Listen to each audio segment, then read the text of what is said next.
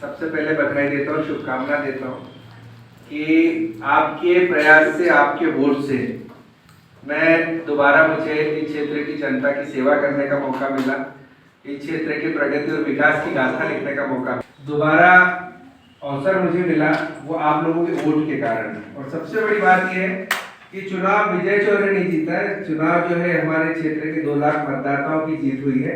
इसलिए भी मैं आपको बधाई और शुभकामनाएं देता हूं। सबसे पहले तो आपको मैं ये कहना चाहता हूँ कि आप लोग अपना मिशन बनाए, लक्ष्य बनाए कि जिस लक्ष्य को आप प्राप्ति करना चाह रहे हैं उसमें आपकी प्रगति कैसे हो।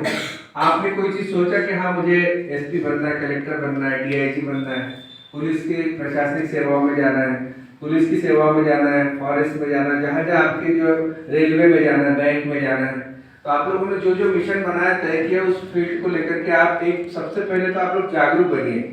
मैं इसलिए कह रहा हूँ कि क्या होता है कि बहुत सारे बच्चे जो होते हैं हमारे कॉम्पिटिटिव एग्जाम में बैठते हैं लेकिन सफलता नहीं मिल पाती। पर मेरा इतना जरूर मानना है कि आप सफलता तब मिलेगी जब आप उसको लक्ष्य बनाएंगे, मिशन बनाएंगे कि हाँ मुझे ये करना है। जिद जब तक आपके मन में जिद पैदा नहीं होगी तब तक के हम उसको सफलता हासिल नहीं कर पाएंगे। आप सबने देखा, ऐसा नहीं कि कोई गांव में पढ़ने वाला बच्चा जो है वो आज कलेक्टर नहीं बन सकता, एसपी नहीं बन सकता या और दूसरी जो फील्ड है दूसरी लाइनों में नहीं जा सकता, ऐसा नहीं। पर मेरा सिर्फ इतना कहना है कि हम जितने भी बच्चे हैं, जितने भी हम स्टूडेंट हैं, वो कहीं ना कहीं पढ़ाई पर ध्यान दें। हमारे जो टीचर्स पढ़ाते हैं उस पर हम लोग कैसे रिवीजन करें, हम घर में जाकर के उसको कैसा और अच्छा कर सकते हैं। क्योंकि ऐसा नहीं है कि कोई आदमी आगे नहीं बढ़ सकता, ऐसा नहीं है कि कोई आदमी मंजिल नहीं पा सकता।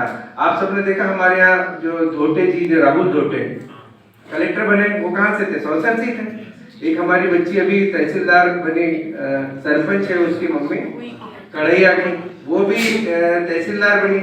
और एक कभी कर्मापेड़ी के हैं जिनके घर हम बधाई देंगे, केकरे, वो आईएएस बना, जो सेंट्रल गवर्नमेंट की जो आईएएस की पोस्ट होती है, हर डिपार्टमेंट में आईएएस होते हैं, ऐसा नहीं कि कलेक्टर और एसपी बनते हैं तभी आईएएस होते हैं। तो ये वो इतने बड़े ऊंचाई पे मुकाम पे गए, वो कोई भोपाल दिल्ली से आकर के पढ़ाई नहीं की उन्होंने, या कोई उन्होंने बहुत बड़ा हायर एजुकेशन कर लिया या खूब मतलब ये अच्छी कोचिंग में पढ़ाई कर ली, इसका मतलब ये नहीं।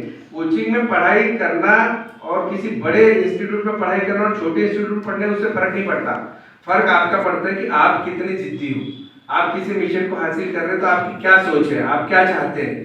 तो ये सबसे बड़ी चीज होती है कि हम उसको लक्ष्य को प्राप्ति कैसे करें। और हम सब देखते हैं ना कि आज जिद अगर आपके मन में है, कहीं हमने देखा है कि हम देखते हैं अखबार में पढ़ते हैं, व्हाट्सएप फेसबुक सोशल मीडिया पे आता है कि बर्तन धोने वाली माँ का बेटा कलेक्टर बन गया। तो वो तो सरकारी स्कूल पढ़ते हैं, कोई प्राइवेट स्कूल में बहुत तामझाम रहता है, बहुत लंबा खर्चा आता है, वो तो सहन नहीं कर सकते ना।